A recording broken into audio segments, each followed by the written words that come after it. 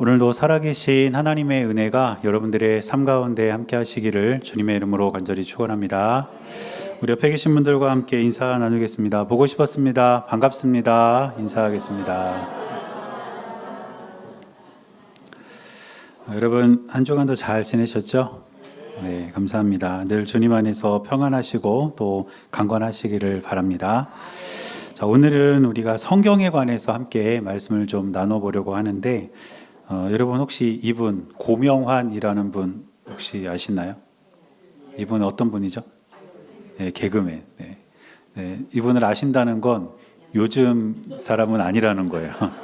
네, 옛날에 이제 활동하셨던 개그맨인데 이분은 지금 TV에서 개그맨으로 활동하지는 않습니다. 그런데 이분은 이제 작가로, 책을 쓰는 작가로 활동을 하고 있고 또 사업가로, 음식점을 이렇게 운영하는 사업가로 활동을 하고 있고 또 자기계발 강사로 이렇게 활동을 하고 있어요. 그러니까 어떻게 보면 더 바쁘게 지금 살고 계신 것 같아요. 이분이 올해 작가상을 수상하기도 할 만큼 책도 많이 쓰고 또 책도 많이 이제 사람들에게 읽혔는데 이분이 최근에 쓴 책이 독서의 기술이라는 책입니다.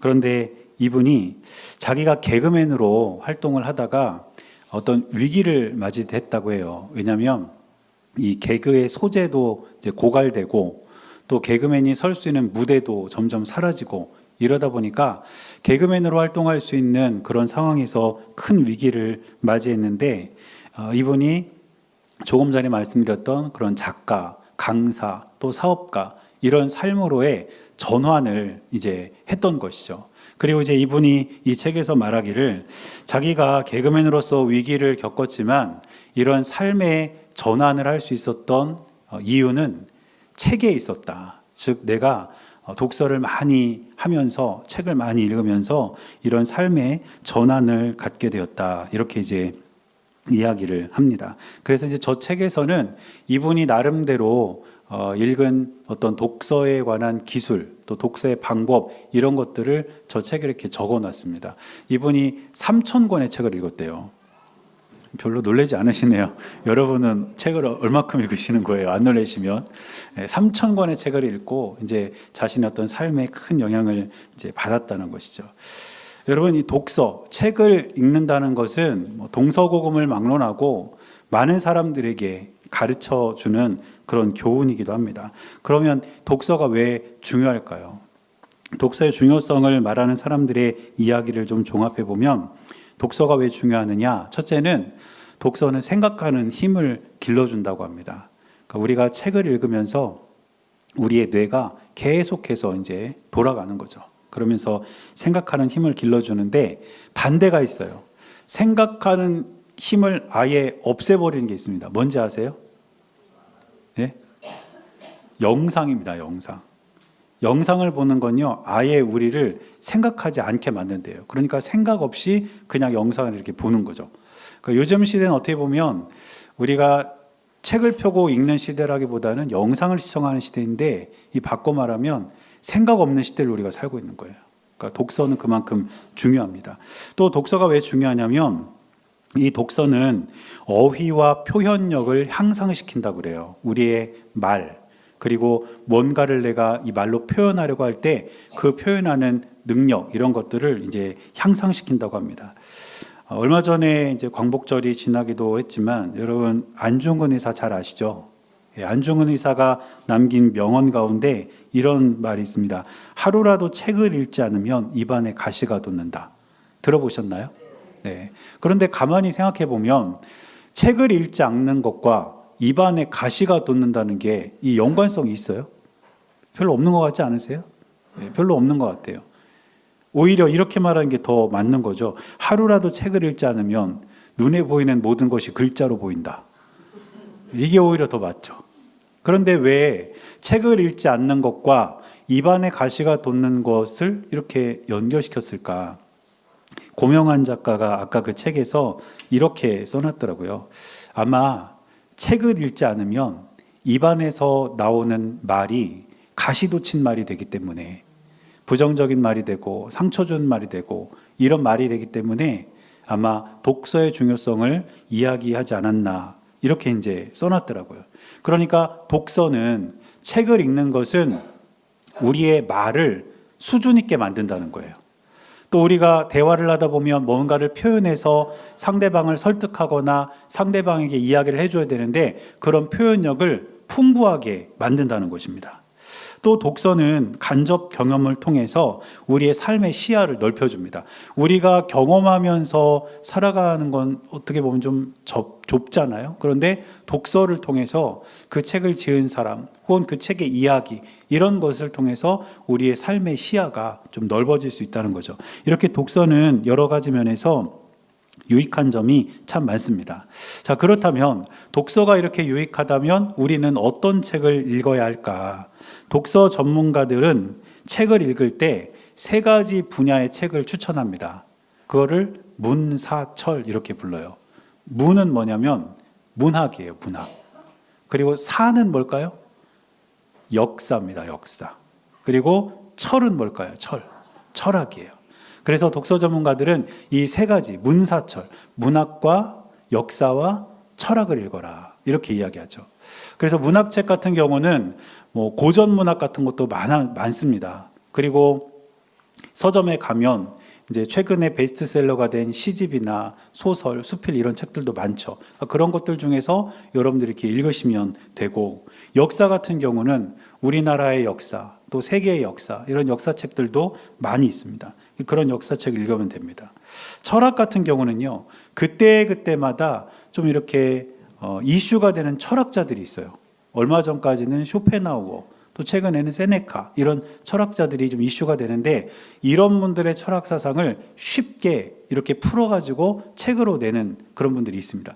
그런 책들을 읽으면 돼요. 그러니까 문사철 이렇게 세 가지를 균형 있게 읽으면 좋다 이렇게 독서 전문가들이 이야기를 합니다. 자, 여러분, 그런데 이 문학과 역사와 철학이 모두 다 함께 들어있는 유일한 책이 있습니다. 성경입니다. 네. 문학은 성경 안에 뭐가 있을까요? 그렇죠. 시편, 잠언, 전도서 이런 건 다 문학 형식을 띠고 있는 성경이에요. 역사 말할 것도 없죠. 성경 안에 역사서가 가득 차 있잖아요. 그러니까 성경 안에는 역사도 있고요. 그 다음에 철학은 신학의 시녀다 이런 말이 있습니다, 여러분. 철학은 신학의 시녀다. 그러니까 신학이라는 학문을 형성하기 위해서 철학이 도움을 줘야 된다. 이런 말이 있어요. 그러니까 이 성경 안에는 신학을 형성하는 중요한 철학적인 질문들, 그런 어떤 사상들이 이 성경 안에 들어있다는 거예요.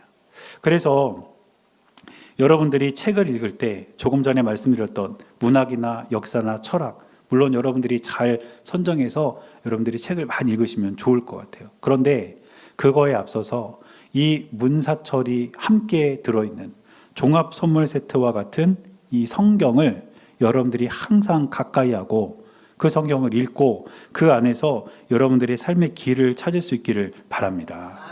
아까 이 고명한 작가가 자기가 책을 읽으면서 자신의 인생의 전환을 경험했다고 했잖아요. 그러니까 무엇을 읽느냐가 이분의 인생을 바꿔놓은 거예요. 여러분, 우리가 성경을 읽으면 우리의 인생이 바뀝니다. 그러면 성경을 통해서 과연 우리는 어떤 인생을 살 수가 있을까요? 첫째로는 우리는 구원에 이르는 인생을 살게 됩니다. 오늘 본문의 15절 앞부분을 보니까 바울이 디모데에게 이렇게 말합니다. 또 어려서부터 성경을 알았나니 이렇게 말해요. 디모데에게 너는 어렸을 때부터 성경을 알지 않았냐? 이렇게 이제 이야기를 하는 것입니다. 지금 바울이 말한 디모데의 어린 시절은 아마 유년기였을 거예요. 그러니까 디모데가 유년기일 때 가정에서 성경을 읽도록 교육을 받고 어렸을 때부터 성경을 이렇게 읽어와서 지금까지 성경을 읽고 있지 않느냐, 성경을 알고 있지 않냐 이렇게 이제 말하는 거죠. 이 말은 무슨 뜻이냐면 성경은 빨리 읽을수록 유익하다는 거죠. 디모데가 어렸을 때부터 성경을 읽기 시작해서 최대한 빨리 성경을 읽어서 지금까지 이렇게 지내온 것처럼 성경은 최대한 빨리 읽을수록 유익하다는 거예요. 여러분, 평소에도 성경을 읽고 계십니까? 읽고 계신다고 믿습니다. 그런데 만약에 교회 왔을 때만 성경을 읽고 또 이렇게 꾸준히 성경을 읽지 않는 분들이 계신다면 언제부터 성경을 읽어야 가장 많이 성경을 읽을 수 있을까요? 지금부터예요. 오늘부터입니다. 오늘부터 읽으면 여러분들이 앞으로 가장 많이 여러분들이 성경을 읽을 수가 있는 거예요. 그리고 어떤 의미에서 보면 오늘이 여러분들의 가장 어린 시절입니다. 왜 그럴까요, 여러분? 오늘을 포함해서 여러분들이 살아갈 그 날 중에 오늘이 제일 어린 시절이에요. 제일 젊은 시절이에요. 내일은 표시는 안 나겠지만 오늘보다 하루 더 늙어갑니다. 그러니까 오늘이 여러분 제일 어린 시절이에요. 디모데가 어렸을 때부터 성경을 읽어서 지금까지 그 성경을 가까이 하는 것처럼 여러분들이 앞으로 살아갈 모든 날들 가운데 가장 어린 오늘, 가장 젊은 오늘부터 여러분 성경을 읽기 시작해서 여러분들의 삶이 하나님의 말씀으로 가득 채워질 수 있게 되기를 간절히 바랍니다. 그런데 바울은 이어서 이렇게 말합니다. 15절에 성경은 능히 너로 하여금 그리스도 예수 안에 있는 믿음으로 말미암아 구원에 이르는 지혜가 있게 하느니라. 디모데, 너가 어렸을 때부터 성경을 알고 성경을 읽었는데 그 성경에는 구원에 이르는 지혜, 예수 그리스도를 믿는 믿음으로 말미암아 구원에 이르는 지혜가 있다, 이렇게 이야기를 하는 거예요. 그런데 지금 바울이 언급하고 있는 이 성경은 정확히 말하면 구약 성경입니다. 여러분 그렇죠? 왜 그러냐면 지금 바울이 활동하고 있는 이 당시에는요, 신약 성경, 우리가 갖고 있는 이 신약 성경이 형성되기 전이에요. 그렇죠? 바울이 여러 권의 그 편지를 썼잖아요. 성경을 썼잖아요. 그 가운데 바울이 가장 먼저 쓴 편지가 뭐냐면 갈라디아서라고 봅니다, 보통. 그런데 그 갈라디아서보다 앞선 신약 성경은 야고보서밖에 없어요. 그러니까 지금 바울이 활동하고 있는 시대에 바울은 자기가 쓴 편지를 포함해서 복음서나 또 다른 사람들이 쓴 신약 성경은 갖고 있지 않은 거예요, 어떻게 보면. 그러니까 지금 바울이 디모데에게 언급하고 있는 성경은 구약 성경입니다. 구약 성경. 그런데 뭐라고 이야기하는 거예요? 그 구약 성경 안에 예수 그리스도를 믿는 믿음으로 받는 구원에 관한 지혜가 있다는 거예요. 우리는 언뜻 생각하기에 예수님, 신약 성경, 그 안에 예수님께서 전하신 가르침, 예수님의 십자가와 부활, 이런 것들 속에서 어떤 구원의 신앙적 요소들을 우리가 찾고 그것을 믿는데, 바울은 이미 구약 성경 안에 예수 그리스도를 믿는 믿음으로 받는 구원의 원리가 있다고 지금 디모데에게 이야기를 하는 것입니다. 바울은 누구보다 구약 성경을 잘 알던 사람이었죠. 유대인이기도 했고 바리새인으로서 율법에 정통한 사람이었고 가말리엘이라는 사람한테서 아주 많은 그런 구약에 대한 지식을 배웠던 사람이에요. 그런데 바울이 전에 예수님을 믿기 전에는 몰랐는데 예수님을 만난 이후에 구약 성경을 다시 들여다보니까 그 안에 예수님을 믿는 믿음으로 받는 구원에 관한 이야기들이 예언되어 있고 또 그 구원의 원리가 그 구약 성경 안에 가득 담겨 있더라는 거죠. 예를 들면 이런 겁니다. 창세기 3장 21절에 보니까 이런 말씀이 있습니다. 여호와 하나님이 아담과 그의 아내를 위하여 가죽옷을 지어 입히시니라. 아담과 하와가 하나님 앞에서 범죄하고 이제 에덴 동산에서 쫓겨나게 되는데, 그런 아담과 하와가 범죄한 뒤에 자신들이 벗고 있음을 보고 수치를 느껴요. 죄로 인해서 수치를 느끼게 되었다는 거예요. 그리고 하나님께서는 그런 아담과 하와를 위해서 가죽옷을 지어서 입혀주셨습니다. 그런데 여러분, 가죽옷, 이 가죽옷이 만들어졌다는 건 어떤 동물인지는 모르지만 그 동물의 희생, 죽음이 있었다는 거예요. 하나님께서는 아담과 하와의 죄를 가리기 위해서 어떤 동물인지 모르지만 그 동물을 희생시켜서 그들의 죄를 가려주셨다는 겁니다. 희생으로 인한 죄 사함의 원리, 이것이 바로 예수 그리스도의 희생으로 인해서 우리가 구원받았음을 가르쳐주는 것입니다. 이게 창세기부터 나와 있는 거죠. 또 미가 5장 2절을 보면 이런 말씀도 있습니다.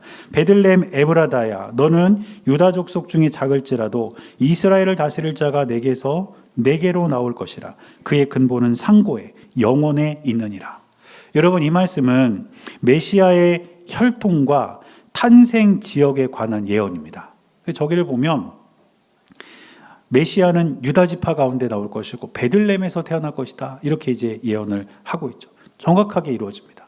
그러니까 구약 성경 안에는 이 메시아, 예수 그리스도에 대한 여러 가지 구원 원리, 예언, 이런 것들이 가득 담겨 있다는 것입니다. 여러분, 구원의 메시지는 신약 성경에만 있는 게 아니에요. 성경 전체에 이 구원의 메시지가 가득 담겨 있습니다. 그래서 우리는 성경을 읽고 또 그 성경을 연구함으로써 하나님께서 우리를 구원하기 위해 얼마나 치밀하게 그 구원 계획을 세우시고 또 얼마나 완벽하게 그 구원을 이루셨는지를 우리가 알게 된다는 것입니다. 그러므로 우리는 이 성경을 읽음으로써, 성경을 공부하고 성경을 가까이 함으로써 무엇보다 구원의 확신을 가진 인생을 살게 된다는 사실을 잊지 마시기를 주님의 이름으로 간절히 축원합니다. 성경을 읽기 전에는 구원과는 전혀 다른 인생을 살게 되겠지만 성경을 읽음으로써 우리는 이렇게 구원의 확신을 가진 인생으로서 완벽한 삶의 전환을 이루게 된다는 것입니다. 자, 두 번째로 우리가 성경을 읽을 때 우리는 어떤 인생을 살게 되냐면 바른 길을 걷는 인생을 살게 됩니다. 오늘 16절 말씀을 보니까 이렇게 또 바울이 말합니다. 모든 성경은 하나님의 감동으로 된 것이다, 이렇게 시작하고 있어요. 그런데 이 하나님의 감동이라는 말은 성경 원어의 의미를 보면 하나님께서 숨을 불어넣으셨다, 이런 뜻입니다. 하나님께서 숨을 불어넣으셨다. 하나님께서 숨을 불어넣으셨다는 말을 딱 들을 때 우리가 떠올릴 수 있는 두 가지 장면이 있어요. 하나는 우리 인간을 창조하실 때 하나님께서 그 인간에게 숨을 불어넣으신 그 장면. 그리고 또 하나는 에스겔 말씀을 보면 마른 뼈가 살아나는 환상이 나옵니다. 거기에서도 하나님의 숨이, 하나님의 영이 그들에게 임했을 때 그들이 살아나는 장면이 있죠. 그래서 하나님께서 숨을 불어넣으셨다라는 것은 성경이 바로 하나님의 숨으로, 하나님의 영으로 지어졌다는 것을 뜻하는데 이것은 두 가지를 의미합니다. 첫째는 성경의 저자는 하나님이시라는 거예요. 물론 성경 각 권을 쓴 저자들이 있습니다. 우리가 흔히 모세오경, 창세기부터 출애굽기, 레위기, 신명기, 민수기, 여기는 우리가 보통 모세가 썼다고 이해를 하고 있죠. 또 오늘 우리가 읽은 디모데후서는 바울이 썼습니다. 이렇게 쓴 사람이 있어요.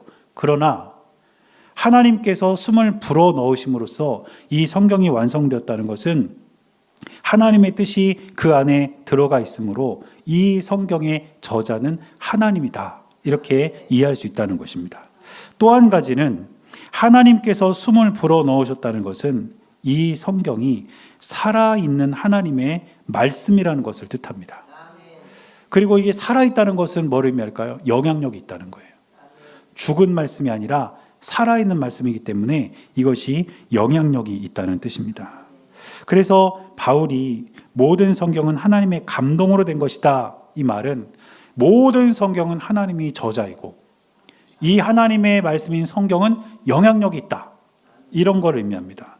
그런데 그런 성경이 우리에게 있어서 유익을 주는데 네 가지를 이야기하죠. 이어지는 16절을 보니까 바울이 이렇게 말합니다. 교훈과 책망과 바르게 함과 의로 교육하기에 유익하다. 그래서 저 유익하다는 말 안에 네 가지가 다 해당하는 거예요. 교훈하기에 유익하고, 책망하기에 유익하고, 바르게 하기에 유익하고, 의로 교육하기에 유익하다. 성경은 이렇게 유익한 책입니다. 그런데 이 네 가지 가운데 앞에 있는 두 가지, 교훈과 책망은 신앙에 관한 내용이에요. 신앙. 그리고 바르게 함과 의로 교육한다는 것은 우리의 실천적인 생활에 관한 내용입니다. 자, 그럼 더 정확히 말하면 어떤 뜻이냐면, 교훈한다는 것은 뭐냐면 하나님께 대한 바른 지식을 가르친다는 거예요. 진리를 가르친다는 겁니다. 그러니까 우리가 진리를 가르칠 때, 하나님의 어떤 지식을 가르칠 때 가장 유익한 건 성경이라는 거죠. 이걸 바울이 이야기하는 겁니다. 두 번째 책망은 뭐냐면, 이것은요, 이단 사상들, 그리고 율법주의와 같은 것들을 비판할 때 성경을 통해서 비판할 수 있다는 거예요. 이 당시에, 바울이 활동할 당시에도요, 이단들이 많이 있었습니다. 잘못된 가르침을 전하는 거짓 교사들이 많이 있었어요.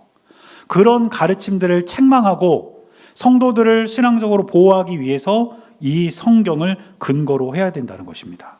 그래서 바울은 진리를 가르치고 이단의 사상을 책망하기 위해서 성경은 정말 유익하다, 이런 신앙적인 면에서 언급을 하고 있고, 그리고 세 번째는 무엇입니까? 바르게 하는 것. 이 바르게 하는 것은 무엇이냐면 잘못된 삶을 바로 잡아주는 거예요. 여기에도 역시 성경이 유익하다는 거죠. 뭔가 잘못된 길을 걸어가고 있는 사람에게 성경을 근거로 그 사람의 잘못된 삶을 바로 잡아줄 수 있다는 거예요. 그리고 나 스스로도 내가 지금 어떤 일을 하고 있고 또 어떤 생각을 하고 있는데 성경을 읽음으로써 그것이 잘못된 것이라는 것을 깨닫고 다시 돌이킬 수 있게 된다는 것입니다. 또 의로 교육한다는 것은 무슨 뜻이냐면 하나님의 뜻을 일상에서 실현하도록 우리가 성경을 통해서 깨달을 수 있다는 것입니다. 말씀을 읽고 그래, 이것이 하나님의 뜻이지, 이것이 의로운 일이야, 이것이 불의한 일이 아니지, 이렇게 우리가 하나님의 뜻을 깨달을 수 있는 것, 그것이 바로 의로 교육한다는 것의 의미입니다. 그러니까 성경은 신앙적으로도 또 우리의 삶에 있어서도 우리가 바른 길을 걸어갈 수 있도록 우리를 돕는 아주 유익한 책이 된다는 것을 바울은 이야기하고 있는 것입니다. 여러분, 잘못된 신앙을 가지면 우리들의 삶이 완전히 망가집니다. 그래서 건강한 신앙, 바른 신앙, 이걸 갖는 게 무엇보다 중요해요. 그리고 그 바른 신앙을 갖기 위한 아주 중요한 근거가 바로 이 성경에 있다는 것입니다. 또 삶에 있어서도 마찬가지예요. 우리가 잘못된 판단을 하고 또 잘못된 일을 하고 그렇게 되다가는 우리의 삶이 또 망가질 수 있잖아요. 그러나 우리를 바른 길로 이끌어주는 것이 바로 이 성경이라는 것입니다. 따라서 우리가 성경을 읽을 때 우리는 신앙적으로도 또 우리의 일상적인 삶에 있어서도 바른 길을 걸어가면서 우리의 삶이 더 풍요로워질 수 있다는 사실을 기억하시고 늘 성경을 통해, 하나님의 말씀을 통해 바른 길을 걷는 여러분들이 될 수 있기를 주님의 이름으로 간절히 축원합니다. 마지막 한 가지를 더 말씀을 드리면, 성경을 통해서 우리는 선한 영향력을 주는 인생을 살게 된다는 것입니다. 오늘 17절을 보니까 바울이 이렇게 말합니다. 이는 하나님의 사람으로 온전하게 하며 모든 선한 일을 행할 능력을 갖추게 하려 함이라. 지금 바울은 성경이 하나님의 사람으로 온전하게 한다, 이렇게 말해요. 하나님의 사람으로 온전하게 한다는 것의 의미는 뭐냐면 하나님의 사람으로의 자격을 갖춘다는 뜻이에요. 그러면 하나님의 사람으로서의 자격을 갖춘다는 건 어떤 자격을 갖춘다는 것일까요? 그것은 선한 일을 할 수 있는 자격을 갖춘다는 뜻입니다. 그러니까 성경을 통해서 우리는 선한 일을 할 수 있는 하나님의 사람으로서의 자격을 갖추게 된다는 뜻이죠. 자, 그런데 자격만 갖추면 되겠습니까? 여러분, 우리도 일상에서 자격증이 있잖아요. 그런데 자격증만 갖고 있으면 뭐예요? 그 자격증을 써야죠. 그렇죠? 그래야 뭔가 결과물이 나올 거 아니에요.